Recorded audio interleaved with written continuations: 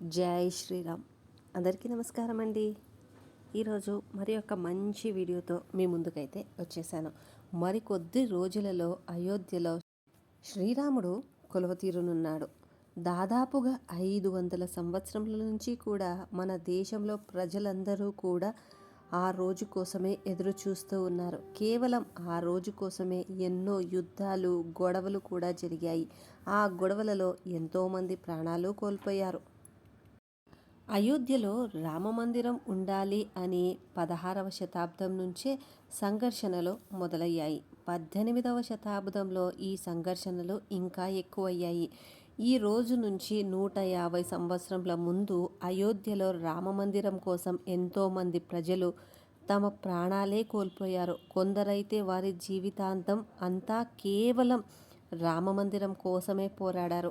అలా అయోధ్యలో రామమందిరం కోసం తమ శక్తికి మించి పోరాడిన వాళ్ళు ప్రస్తుతం మన మధ్య లేరు. కానీ మనం మాత్రం అయోధ్యలో రామమందిరాన్ని తొందరలోనే చూడబోతున్నాము. మన పూర్వీకులు పడిన కష్టానికి మనం ఫలితం అందుకోబోతున్నాము.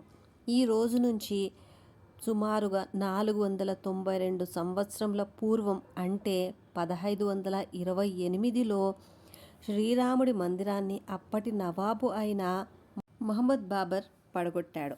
ఈరోజు మనం ఈ వీడియోలో దాదాపు 500 సంవత్సరముల నుంచి రామమందిరం కోసం జరిగిన సంఘర్షణల గురించి తెలుసుకుందాం. అందుకనే వీడియోని ఎక్కడా కూడా స్కిప్ చేయకుండా చూడండి. అలాగే మీ యొక్క అభిమానాన్ని లైక్ రూపంలో, అలాగే జై శ్రీరామ్ అనే కమెంట్ రూపంలో దయచేసి తెలియజేయండి. 1528వ సంవత్సరంలో బాబర్ అయోధ్యలో ఉన్న రామమందిరాన్ని పడగొట్టి అక్కడ మసీదు నిర్మించాడు అని మనందరికీ కూడా బాగా తెలుసు. కానీ అంతకంటే ముందు ఏం జరిగింది అని చాలా తక్కువ మందికే తెలుసు. అదేమిటంటే శ్రీరామచంద్రుడి కుమారుడైన కుషుడు అయోధ్య రామమందిరాన్ని నిర్మించాడు. ఆ సమయంలో ఒక్క అయోధ్యలోనే 3000 సీతారామ మందిరాలు ఉండేవి. క్రీస్తుపూర్వం 5వ శతాబ్దంలో వీటిలో చాలా మందిరాలు పడిపోయాయని అందరూ చెప్పుకుంటారు. అదే సమయంలో ఉజ్జయినికి చెందిన రాజు అయిన విక్రమాదిత్యుడు ఆ మందిరాలన్నీ మళ్ళీ కట్టించాడు. తర్వాత చాలా సంవత్సరాల వరకు ఆ మందిరాలు అయోధ్యలో పూజలు అందుకున్నాయి. ఆ తర్వాత ఏప్రిల్ 1526లో మొహమ్మద్ బాబర్ మరియు ఇబ్రహీం లోడీకి మధ్యలో యుద్ధం అనేది మొదలయ్యింది. 1528కి బాబర్ సైన్యం అయోధ్యకు చేరింది. అప్పుడు బాబర్ ఆజ్ఞ మేరకు సేనాధిపతి రామమందిరాన్ని పడగొట్టి అక్కడ మసీదు నిర్మించారు. ఆ మసీదుని బాబ్రీ మసీదు అంటారు. ఆ తరువాత ఎటువంటి హడావుడి లేకుండా 150 సంవత్సరాలు గడిచిపోయింది. ఆ సమయంలో ఇండియాని మొఘలులు పాలిస్తున్నారు. తర్వాత 1717లో అంటే బాబ్రీ మసీదు నిర్మించిన 190 సంవత్సరముల తరువాత జైపూర్కి రాజైన రాజా జైసింగ్ మసీదుకి చుట్టూ ఉన్న స్థలాన్ని సొంతం చేసుకోవాలనే ప్రయత్నం చేశాడు. హిందువులకు ఆ ప్రదేశం ఎంత విలువైనదో అని రాజా జైసింగ్కి చాలా బాగా తెలుసు. అందుకనే జైసింగ్ మొఘలులతో సత్సంబంధాలు ఏర్పాటు చేసుకున్నాడు. కానీ తన ప్రయత్నం ఫలించలేదు. అయితే జైసింగ్ హిందువులు పూజలు చేసుకోవడానికి మసీదుకి దగ్గరలో ఒక చిన్న రామమందిరాన్ని నిర్మించాడు. ఫ్రెంచ్ ప్రీస్ట్ అయిన జోసెఫ్ 1778లో ఎటువంటి ఆధారాలు ఇవ్వకుండానే బాబ్రీ మసీదు అయోధ్యలో రాముడి జన్మస్థలానికి సమీపంలో ఉందని సూచించాడు. ఆ సమయంలో ముస్లింలు మసీదు లోపల నమాజులు చేసుకునేవాళ్ళు. బయట హిందువులు రామమందిరం వద్ద పూజలు చేసుకునేవారు. అయితే రామమందిరం పడగొట్టిన 250 సంవత్సరముల తరువాత కూడా హిందువులు ఆ విషయాన్ని మర్చిపోలేదు. ఒకానొక సమయంలో అయోధ్యలో శ్రీరాముడివి కొన్ని వేల మందిరాలు ఉండేవి. కానీ శ్రీరాముడి జన్మస్థలం దగ్గర ఉన్న మందిరాన్ని పడగొట్టి మసీదు నిర్మించిన విషయాన్ని హిందువులు మర్చిపోలేకపోతున్నారు. 1813లో కొంతమంది హిందువులు 1528లో బాబరు రామమందిరాన్ని పడగొట్టి ఆ ప్లేస్లో మసీదు నిర్మించాడని దావా వేశారు. మసీదులో హిందూ మందిరానికి చెందిన కొన్ని కళాకృతులు దొరికినట్లు కొందరు బ్రిటిష్ ఆఫీసర్స్ కూడా తమ రిపోర్ట్లో రాసుకున్నారు. మాజీ ఐపీఎస్ అధికారి అయిన కిషోర్ కునాల్ తను రాసిన పుస్తకం అయోధ్య రివిజిటెడ్లో కూడా ఈ విషయం గురించి వివరించారు.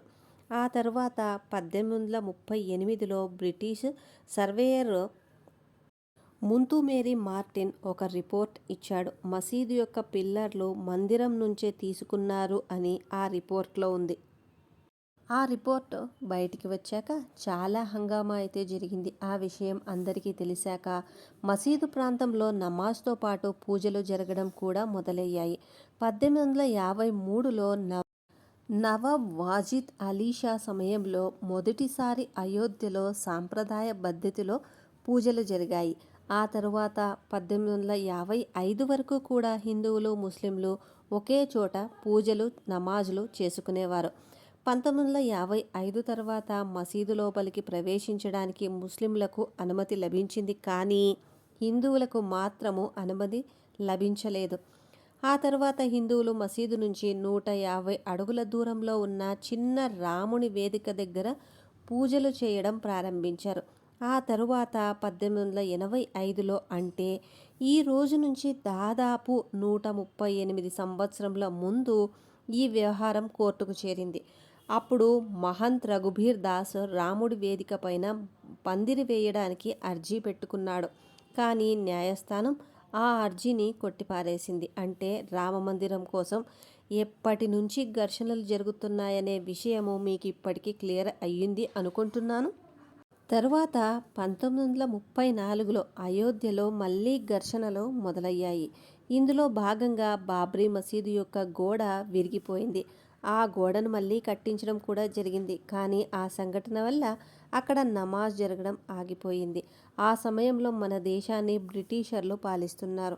అప్పటి కాంగ్రెస్ అజెండాలో కూడా రామమందిరం గురించి ఎటువంటి ప్రస్తావన లేదు. కానీ ప్రజలు మాత్రం బాబర్ మసీదు కట్టిన 400 సంవత్సరముల తర్వాత కూడా రామమందిరం కోసం పోరాడుతూ ఉండేవారు. గవర్నమెంటు, మీడియా వాళ్ళ నుంచి ఎటువంటి సపోర్టు లేకపోయినా కేవలం రాముని మీద భక్తితో రామమందిరం కోసము పోరాడుతూ వచ్చారు. 1947లో మన దేశానికి స్వాతంత్రం వచ్చింది. అంతవరకు కూడా వారానికి ఒకసారి శుక్రవారం రోజున మాత్రమే మసీదుని ఓపెన్ చేసేవారు. రాముని వేదిక వద్ద భక్తులు పూజలు చేస్తూ ఉండేవారు. దేశానికి స్వాతంత్రం రాగానే ప్రజలు చాలా ఆనందం పడి, దేశానికి స్వాతంత్రం వచ్చేసింది, కనీసం ఇప్పటికైనా రామమందిరం నిర్మించే పనులు మొదలవుతాయని ఆశపడ్డారు. కానీ అప్పటి కాంగ్రెస్ ప్రభుత్వంలో ఏ ఒక్క నేత కూడా రామమందిరం ప్రస్తావన తీసుకురాలేదు. అయితే 1949లో జరిగిన ఒక విషయం చాలామందిని ఆశ్చర్యానికి గురిచేసింది. డిసెంబర్ 30, 1949న ఉదయాన్నే గంటలు మోగుతున్న శబ్దం వినిపించింది. అక్కడ శ్రీరాముడికి పూజలు జరుగుతున్నాయి అని తెలిసింది. రాత్రికి రాత్రే మందిరంలో శ్రీరాముడి విగ్రహం ప్రత్యక్షమయ్యిందని హిందువులు దావా వేయడం మొదలుపెట్టారు. రాత్రి సమయంలో చీకటిగా ఉన్నప్పుడు ఎవరో మందిరంలో కావాలనే విగ్రహం పెట్టారు అని ముస్లింలు అంటున్నారు. ఈ విషయం గురించి తెలిసిన ఇరుపక్షాలు ప్రజలు ఎక్కువ మొత్తంలో అక్కడికి గుమిగూడారు. వ్యవహారం ఎంత పెద్దదిగా మారింది అంటే అప్పటి ప్రధానమంత్రి నెహ్రూకి ఈ విషయం తెలిసింది. అప్పుడు నెహ్రూ మందిరంలోని విగ్రహాన్ని తీసేసి ముందులాగే మార్చమని మెజిస్ట్రేట్ కేకే నాయక్కి ఆదేశాలు ఇచ్చారు. అప్పుడు కేకే నాయక్, ఒకవేళ విగ్రహాలను తొలగిస్తే అక్కడ జనం కంట్రోల్ తప్పుతారు. అయినా ఒక్కసారి స్థాపించిన విగ్రహాన్ని తీయడానికి ఏ ఒక్క పూజారి ముందుకు రారు అని చెప్పారు. ఆ తర్వాత రోజు కూడా కేకే నాయర్కు అలాంటి ఆదేశాలే వచ్చాయి. అప్పుడు కూడా కేకే నాయర్ నిరాకరించారు. కేకే నాయర్ విగ్రహాన్ని తీసేయడానికి బదులుగా అక్కడ లాటిస్ గేట్ పెడదాము అని నెహ్రూకి సలహా ఇచ్చారు. కానీ నెహ్రూ మాత్రం ఆ సలహాను పట్టించుకోలేదు. ఆ తరువాత 1950లో హిందూ మహాసభ యొక్క న్యాయవాది గోపాల్ సింగ్ మిశ్రత్ రాముని విగ్రహానికి పూజలు చేసుకునే అధికారాన్ని అడిగారు. ఆ తరువాత ఆ కేసు 35 సంవత్సరముల పాటు నడుస్తూ వచ్చింది. కానీ ఎటువంటి రిజల్ట్ మాత్రం రాలేదు. తర్వాత 1980లో భారతీయ జనతా పార్టీ వచ్చిన తరువాత రామమందిరం ఆందోళనలో మార్పులు మొదలయ్యాయి. ఆ సమయంలో సంఘ్, విశ్వ హిందూ పరిషత్ మరియు భారతీయ జనతా పార్టీలు కలిసి రామమందిర ఆందోళనలో భాగమయ్యారు. 1984లో ఢిల్లీలో ఉన్న విజ్ఞాన్ భవన్లో ఒక కార్యక్రమం చేసి సీతామఢీ నుంచి అయోధ్య వరకు రథయాత్ర చేయాలి అని ప్లాన్ చేసుకున్నారు. కానీ 1984లో ఇందిరాగాంధీ హత్య జరగడంతో ఆ కార్యక్రమం జరగలేదు. అయితే 1986లో రామమందిర ఆందోళనలో పూర్తి దశ మారిపోయింది. పబానా కేసులో సుప్రీంకోర్టు పబానాను తన భర్తకు విడాకులు ఇవ్వటానికి ఒప్పుకున్నా సరే చాలామంది ముస్లింలు అందుకు ఒప్పుకోలేదు. సుప్రీంకోర్టు నిర్ణయాన్ని వ్యతిరేకించడం మొదలుపెట్టారు. అప్పటి ప్రధానమంత్రి రాజీవ్ గాంధీ ముస్లింలను సంతోషపెట్టడానికి ఈసారి రాజీవ్ గాంధీ తీసుకున్న నిర్ణయంపై కోపాద్రిక్తులయ్యారు. రాజీవ్ గాంధీ నిర్ణయాన్ని వ్యతిరేకించారు. అప్పుడు రాజీవ్ గాంధీ హిందువులను సంతోషపెట్టడానికి మూసి ఉన్న బాబ్రీ మసీదును తెరిచి పూజలు చేసుకోమన్నాడు. ఈసారి రాజీవ్ గాంధీ తీసుకున్న నిర్ణయం ముస్లింలకు నచ్చలేదు. దాంతో ఫిబ్రవరి 6, 1986లో ముస్లిం లీడర్లు అందరూ కలిసి బాబ్రీ మస్జిద్ యాక్షన్ కమిటీని ప్రారంభించారు. ఆ తరువాత సంవత్సరంలో లాల్ కృష్ణ అద్వానీ సోమనాథ్ నుంచి అయోధ్య వరకు 10,000 కిలోమీటర్ల రథయాత్ర నిర్వహించారు. రథయాత్ర సమయంలో బీహార్లో ఉన్న సమస్తీపూర్లో అద్వానీని అరెస్ట్ చేశారు.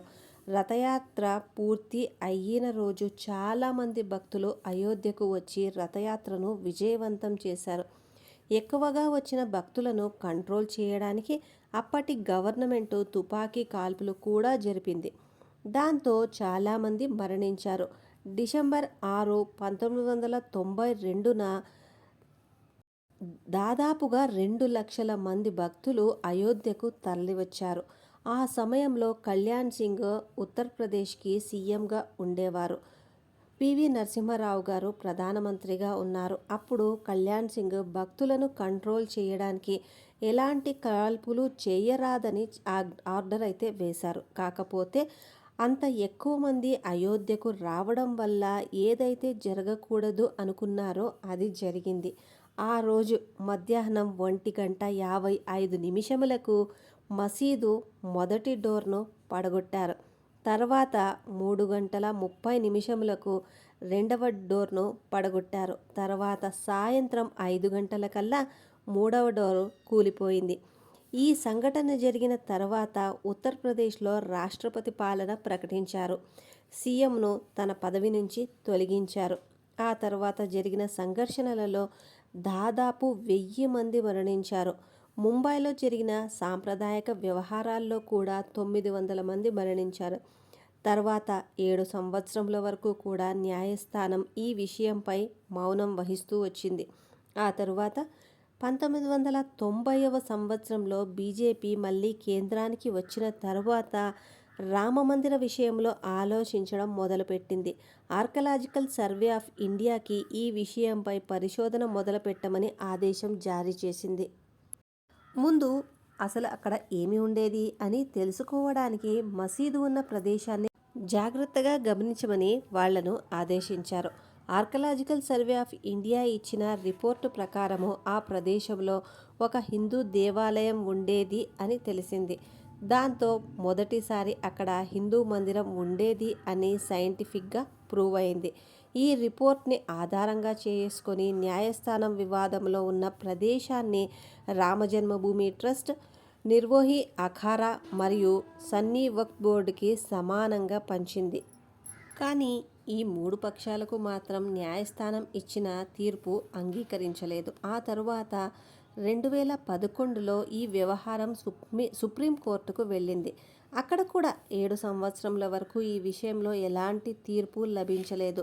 ఒక మీడియేషన్ ప్యానెల్ పెట్టి మ్యూచువల్గా వ్యవహారాన్ని పరిష్కరించడానికి ప్రయత్నించారు. అప్పుడు కూడా ఎలాంటి ఫలితం ఉండకపోవడం వల్ల సుప్రీంకోర్టు ఈ వ్యవహారానికి సంబంధించిన డాక్యుమెంట్స్ అన్నీ కూడా ఇంగ్లీష్లోకి ట్రాన్స్లేట్ చేయమని చెప్పింది. తరువాత ఆగస్టు 2019లో వ్యవహారానికి చెందిన అన్ని పక్షాలకు తీర్పు లభించింది.